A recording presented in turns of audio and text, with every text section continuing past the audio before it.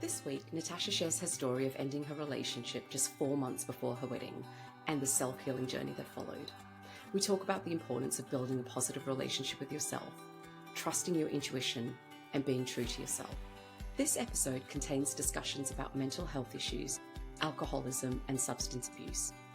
Listener discretion is advised. I'm your host, Duschanca, and you're listening to That Was the Moment I Ended My Engagement 4 months before the wedding.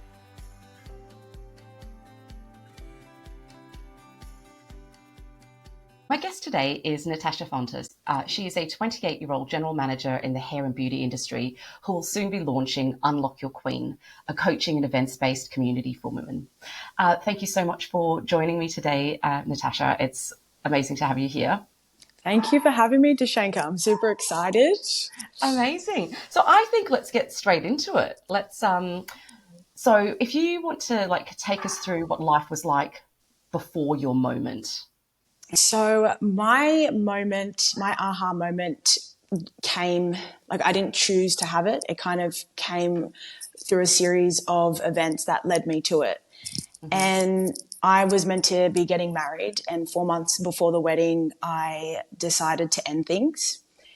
It was a decision that I'd been thinking about for so long, and I finally got to the place where I was like, okay, I've got 4 months. I really, time's running out. I need to either make the decision now to stay or to leave. And I made the decision to leave. And once I made that decision, I was kind of, in hindsight, I can say that I was operating from a space of avoidance and dismissing my emotions at the time. So I thought, I'm fine. I've made this decision. I should be happy because I'm not going through with a relationship that I really wasn't happy in. And everything was fine. I felt happy. I was living a good life. And then I started noticing certain things were happening to my body. So for an example, one day I was sitting down watching TV and I could feel my heart racing. And I looked at my Apple Watch. I'm like, holy crap, I mean by that. Holy crap. Right, you can swear. Okay. You can swear. Holy crap, my heart rate is the same as if I'm going on a light jog, which was really strange. And then that kept happening. And then one day I came home from a walk and I remember entering from my house through my backyard and I just collapsed on the grass and I was inconsolably crying for 3 hours. And I just couldn't get out of that state. I didn't know what was wrong. I didn't even understand why I was crying. And me at the time, I wasn't really emotional and I knew something was extremely wrong. And that's when I kind of started my self-healing journey and, my self-care journey. So before you had this, I guess you've had there were a couple of moments we can talk about. But if we talk about what life was like before you decided to end your relationship. Yeah. So, you guys were, planning to get married, you're moving on with life. And was it just, tell me more about that. So if I was to answer that question from the person I was at the time, I would say that things were good. Yeah. And that was because I was trying to avoid the actual pain of the situation. So I was, to my family and friends, it looked like I was super happy. I had this beautiful 2-carat ring. The wedding was meant to be paid for. I had a handsome fiance. Everything looked really good, but I wasn't in a good space. Mm-hmm. And so my partner at the time, my ex, he was an alcoholic. It didn't start off that way, but slowly, the alcohol abuse started to get worse and worse. And I was becoming a shell of the person that I used to be. Yeah. And that was really hard. And I wasn't in a good place at the time. Yeah. Would you say that perhaps was the wedding a little bit of a Band-Aid? So maybe if we get married, things will get better, or, things will change a little, or I'll feel differently if we're married, or were any of those thoughts kind of going through your head at the time? I think the wedding kind of was, in my mind, like a deadline, which sounds crazy because I kind of even avoided the wedding planning because I just was in such a space where I was not sure what to do, and I wasn't vulnerable. I didn't allow myself to go and speak to my family and friends and get that support, because I thought strength was, being strong looked like handling your own situations, not actually having the courage and the strength to go and seek the support that's needed, which is actually what strength is. Yeah. I know have got experience with being in a relationship with someone that abuses substances, and I know for me, there was a lot of shame for me about admitting it, and then so I had to kind of keep that really quiet, so no one knew what was going on behind closed doors, because again, I wanted to be strong, and I didn't want anyone to ever see me as a weak, as a victim. So I feel like I guess I can empathize with where you were coming from with that. Did you feel similar? I did. I felt like my friends would come to me for advice when they were in relationships, and I was that, like, why are you in this relationship? You've got to leave. And then when it came to myself and I realized what was going on, I'm like, what a hypocrite. How can I go back to my friends and say, guys, actually, this is what's happening in my life, and I'm about to marry the guy in 4 months. Yeah.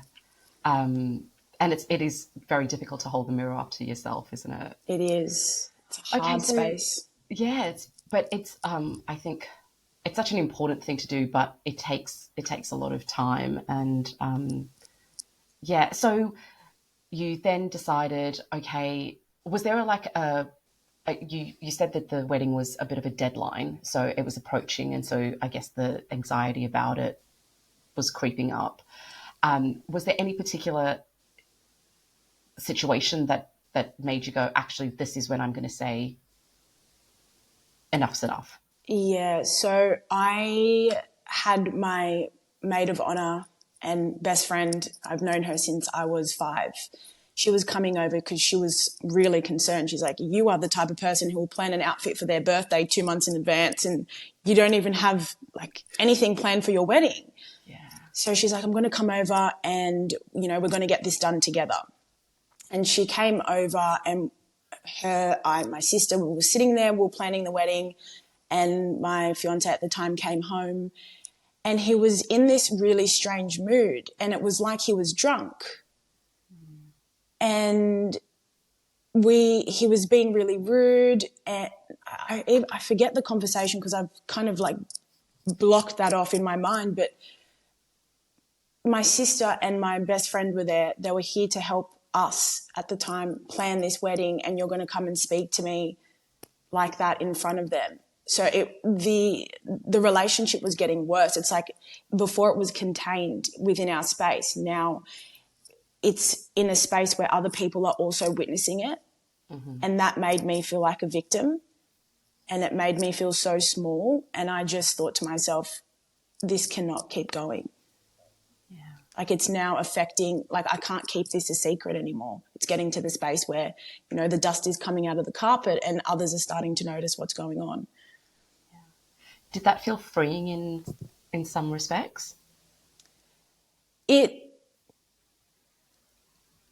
don't know if it felt freeing, but it allowed me to be I think I was in such a space of shame that I thought, I need to respect myself more. And that's not what respect looks like. Accepting that behavior is not respecting yourself. So it kind of just gave me another little push. Yeah. Okay, so you've cancelled your wedding. That must have taken a lot of courage to do. I was scared. I knew that my family and friends would have so many questions, as I would if that happened to them.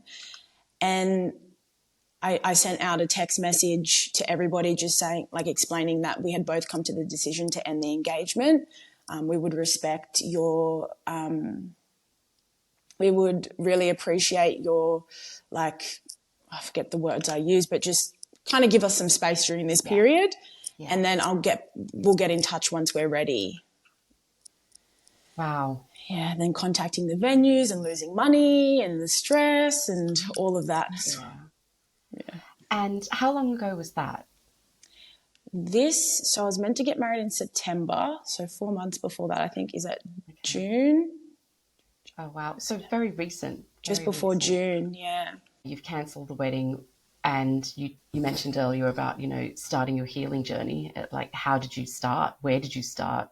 What made you want to start? So definitely the breakdown I had in my backyard, that was a huge wake-up call. It's like all of the resources that I had used to cope up until this point had been exhausted, and I now needed to seek professional help. And I remember, I never believed in therapy before. I come from an ethnic background, and sometimes you're not really raised to believe in those sorts of things. Yeah. But I knew I had to get out there and seek professional help. And I was really excited. I'm like, yes, I'm going to go to a therapist. And after 2 sessions, I'll be fixed. I'll be fixed. I can't wait. And then I ended up going. And after the second session, I'm like, oh, wow, okay, I've just opened a can of worms that I didn't even know were there. That's why I act like that. That's why I get angry at this situation. Interesting. So it really forced self-reflection in a way that I had never experienced before. Yeah, wow. And that in itself can be really confronting, to look at the shadow side of yourself and look at all aspects of yourself, and understanding why you are the way you are. That's So did you do quite a lot of therapy sessions? Were there any other things that you did alongside the therapy, or?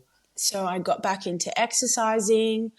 I quit drinking for a while, started meditating again and journaling, and just trying to look at the self-healing journey holistically. So focusing on mind, body, spirit, and also finance. So just those 4 aspects, and really try to make sure I was building solid foundations in each of those segments. Yeah. And what are some of the things that you did, like the holistic things that you did? So you mentioned meditation. Yeah, so I started incorporating that before I went to bed. Also, like affirmations, because I was in a space where my confidence had completely gone. I couldn't even trust myself, because I thought, how could I allow myself to be in a situation like that? So the trust had gone, and I thought I need to start rebuilding myself really from the bottom. Yeah. What sort of affirmations did you use? Can you remember any that you'd like to share with us? So they're a little bit lame, but things like you are beautiful, you are confident, you are enough, you are intelligent, and just repeating those things until I started really believing them, and being able to look at myself in the mirror and say them to myself. Mm. Yeah, that's a powerful exercise, and it's an exercise that I give to a lot of my clients as well, because many times we can look in the mirror, but we're not looking at ourselves, right? We're looking at our clothes. Oh, this extra bit of weight here, or, my boobs, my small boobs, or my, whatever. But we're never actually making that eye contact with ourselves and looking at ourselves. We are passing judgments on ourselves rather than looking at ourselves. And I remember with one of my clients, when I suggested the mirror work, she tried to do it and she couldn't. She said, that is way too much for me. Wow. And so we started with looking in the mirror at just one particular part of her body and moving up. So let's start at your feet and say the affirmations to your feet, and then start moving up. And it took her a very long time to get to look directly in her eyes. Wow.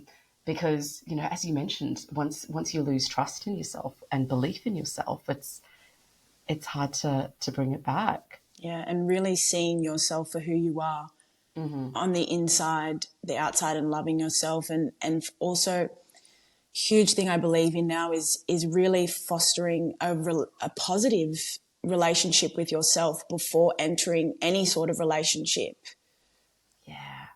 Yeah. And so if we go back to before you started your relationship, yeah, how are you feeling? So did you did you love yourself? Did you, or did you, like what?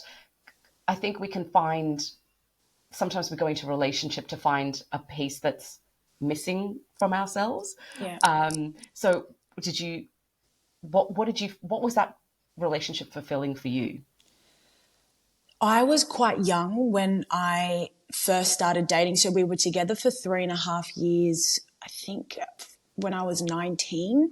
Okay. And he moved back to America, came back to Australia, and then we rekindled when I was 23. So we were together for 7.5 years all up. So I think that was more of a familiarity, my love. When they say if you let them go and they come back, it's meant to be. Now, Yes. now, now I heard a quote the other day. It's like, if you let them go and they come back to you, no one else wanted them, so just leave them. I like that. So I'm I like sticking with that. that one now. Yeah. Yeah. But I think for me as a person at the time, I was not a confident person. Mm-hmm. And I think that's why also didn't know myself. I didn't know what my boundaries were. I didn't know what my morals were. I wasn't confident in my physical appearance, particularly. So all of those things added up, and I was then accepting behaviors that didn't really serve me. Yeah. Yeah. No, I can understand that. And 23 as well is so young. No one knows themselves at 23. Yeah. I'm 43 now and I still don't know myself. Like, I'm still getting to know myself. Um, and yeah, 23 is very young to, I guess, commingle with someone else. And especially if we don't have boundaries in place, then, and it's very natural for us as women to be the people that give in. So, you know, Absolutely. Yeah. so, and one of my favorite sayings is, givers will always give and takers will always take, because that's, and I think it's very prominent in female society, or at least it used to be. I feel like it's changing a little bit now, but, for the female to be the giver. And I think at 23, if you do lack that confidence, then you are going to be much more of a giver and accept those breadcrumbs to feel a bit better about yourself. Yeah. No, I totally agree. So anyone out there who's 23, please do not get into any serious relationships yet. Work on yourself first, and then you'll be ready. I love it. I love it. I love it. Yeah, and I mean, it's different for everyone, right? See, Yeah, I do, absolutely. I do have some friends that have been in relationships since they were about 23, 24, and they have their normal ups and downs as any couple, and they're happy to go along. But did you ever feel like during that relationship? Did you ever feel like I'm happy, but was there that I'm happy, but Yeah, I think at the beginning everything was great, and then once time passes and you're out of that kind of honeymoon? the honeymoon phase, and reality sets in, and it's like there was something missing, and I didn't trust my intuition. And I think that's another important thing. As women, we have this powerful sense of, being able to use and tap into that intuition that we're all blessed with. Yeah, But a lot of the times we ignore that. yeah, yeah, and and I think we're not really taught how to, I guess, cultivate it. Absolutely. So, and we forget that it is a superpower that we all possess.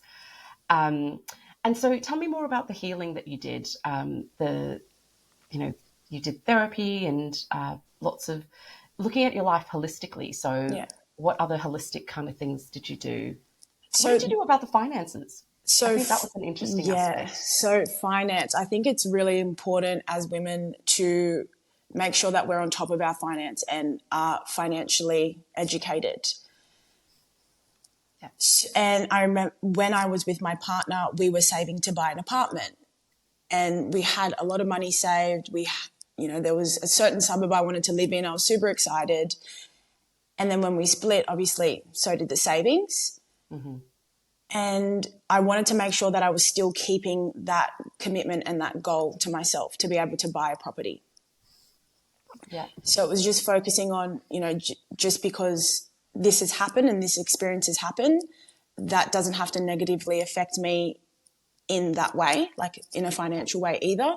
So just making sure that, I was setting new budgets and, putting things in place to be able to still achieve that goal. Amazing. Yeah, it is definitely something that not many people do. And so you've gotten to the point where you've started your healing journey, and what's life been like since then? So a mix of being absolutely amazing and also extremely challenging. I think when you get into a place where you're actually self-aware, it can be scary. When you start noticing that certain patterns and behaviors have led to where you are and that place is no longer serving you, you're really forced to go through the pain to be able to get to that other side. And that's what I've been going through. But through that journey, the amazing part is that the first thing is I found my purpose, and it's to really empower women to build and foster positive relationships with themselves. And the second thing is I've been able to unblock all of the behaviors that had stopped me in the past from achieving my goals and being consistent.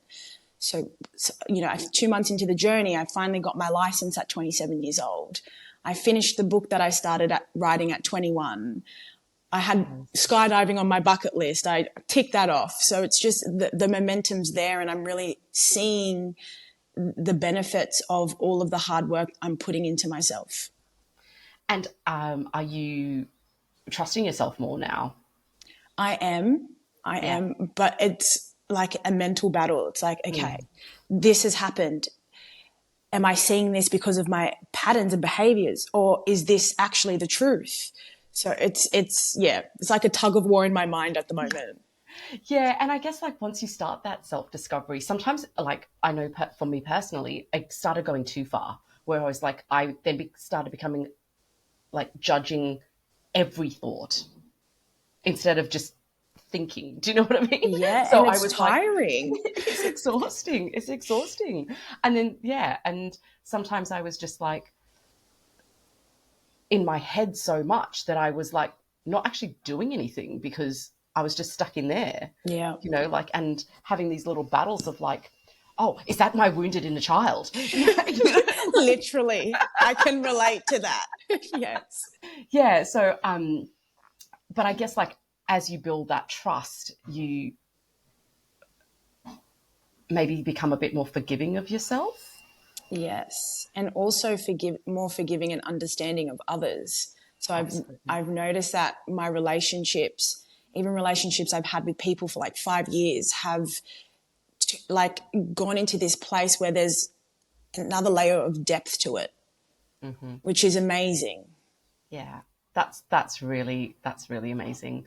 And yeah, and I guess, when a lot of people think like self-love is selfish, and it's not, because if you can have a love for yourself, you have the capacity to love others more. Yeah. Absolutely. And yeah, but so trying to take some time out for the self-care and stuff. A lot of people think, oh, I can't do that, that's really selfish, and I can't spend all this money on myself, I can't spend all this time on myself. But by looking after yourself first, you then have more to give to others. Yeah. Absolutely. You can't pour from an empty cup. That's what I always like to think. Once you fill your cup, then you're able to then fill others. Yeah, definitely. And what has been like one of the biggest things you've learnt about yourself? That I'm actually quite soft as a person. I used to have this really hard exterior and think that I couldn't cry or I couldn't open up to people. But now I'm in a space where I'm kind of embracing the softness and understanding that that's a beautiful thing. Doesn't mean I'm weak. I can still be strong and also soft. Absolutely. That's lovely. And have you looked at where that need to be strong stems from? It was a self-protection. Yeah. If I'm strong and I'm not reacting to things emotionally, if I'm blocking off my emotions, then you can't hurt me.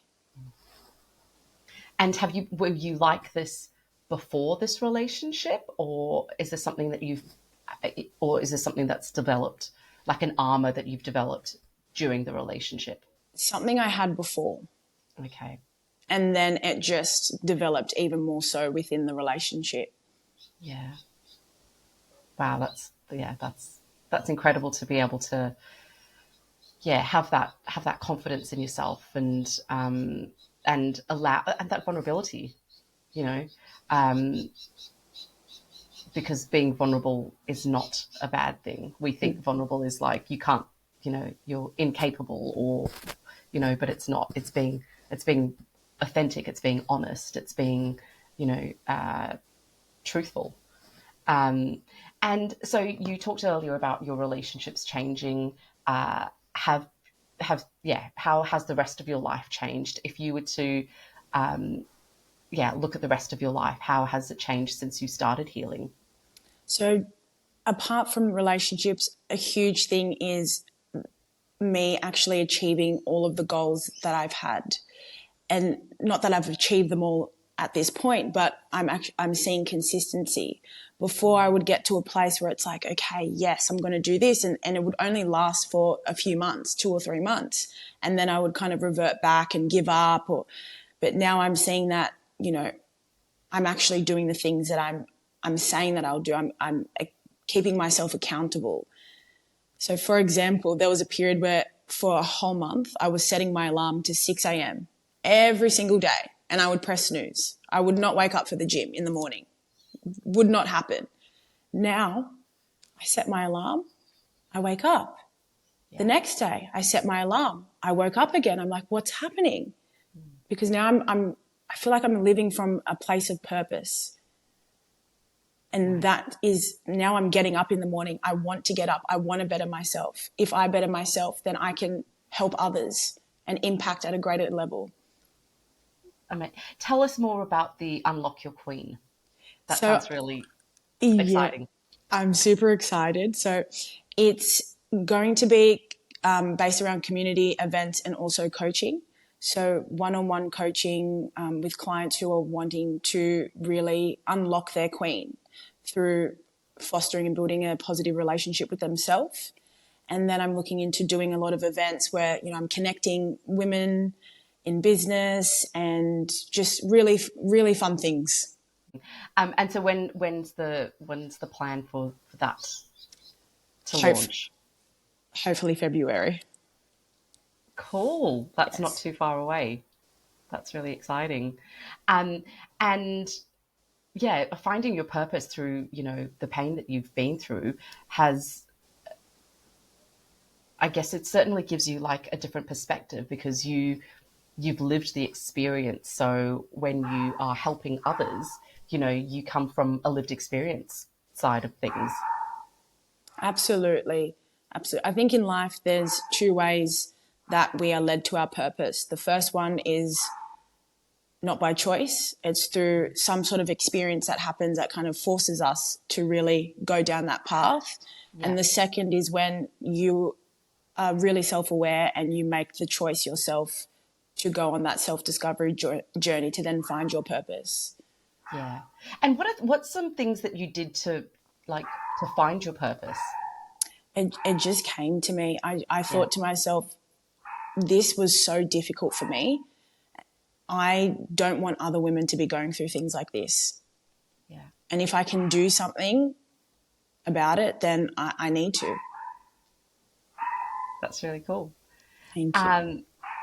And are these all going to be based in Sydney, the events, or that you're going to be doing some online stuff as well? So they're mostly going to be based in Sydney, and then once it grows, hopefully, I then start doing them in the other states as well. Yeah, That's great. You've got so many exciting plans. Yes, I'm very excited, and hopefully I stick to being consistent Yes, so yes. everyone can enjoy with me, because it's gonna be fun. It's gonna be good. Yeah.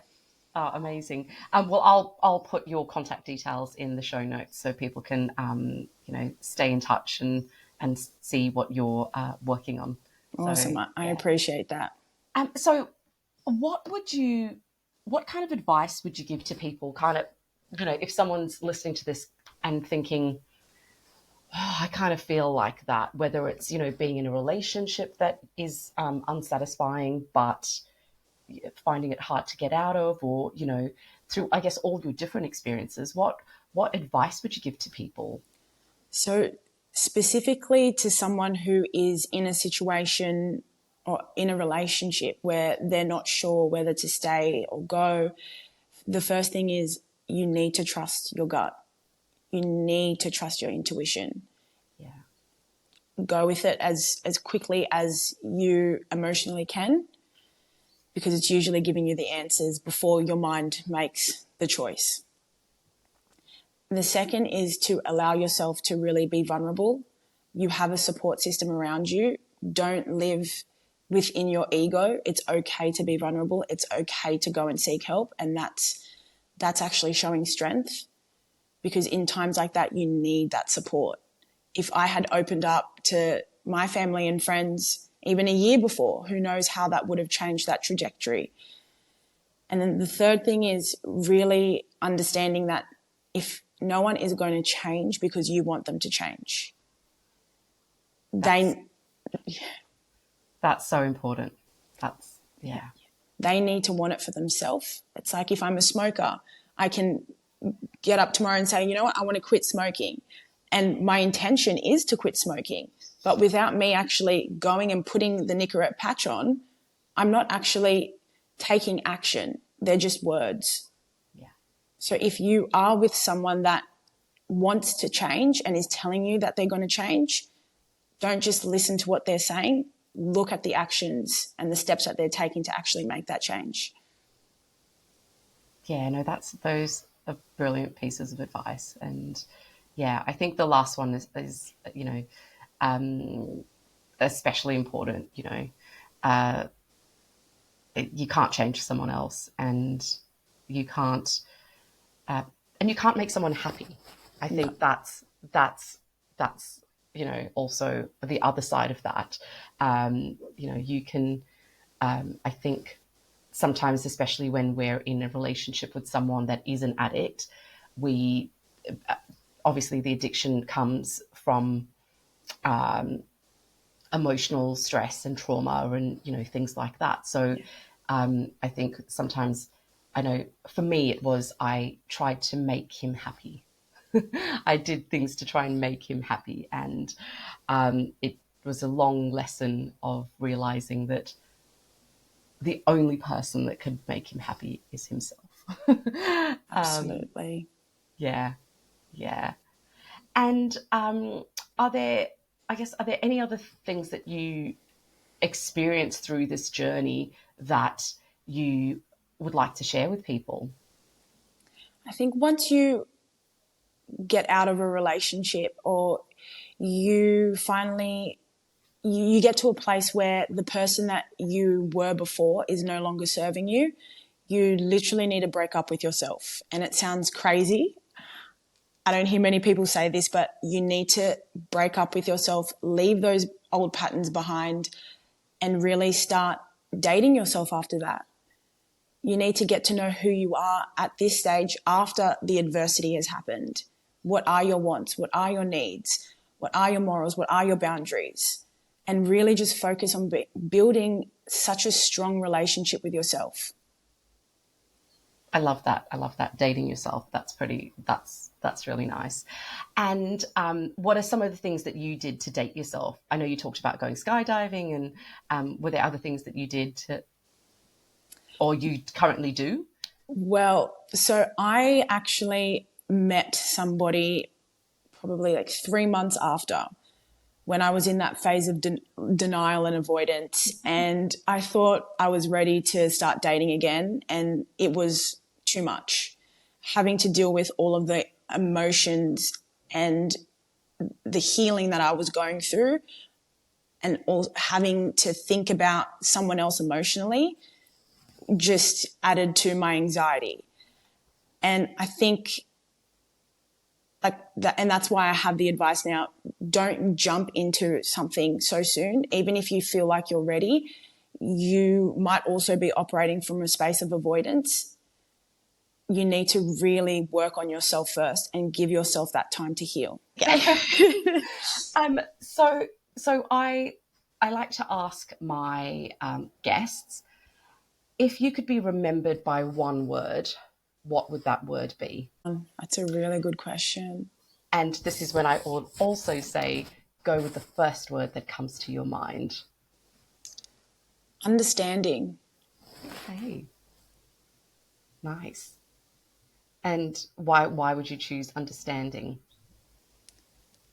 I think it's important in life and in any sort of relationship, whether we're at work or whether, you know, we meet someone on the street. Instead of judging, we must seek to understand.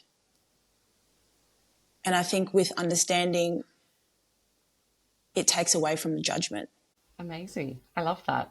And do you think that were there points in your life where you were not understanding? Yeah, definitely.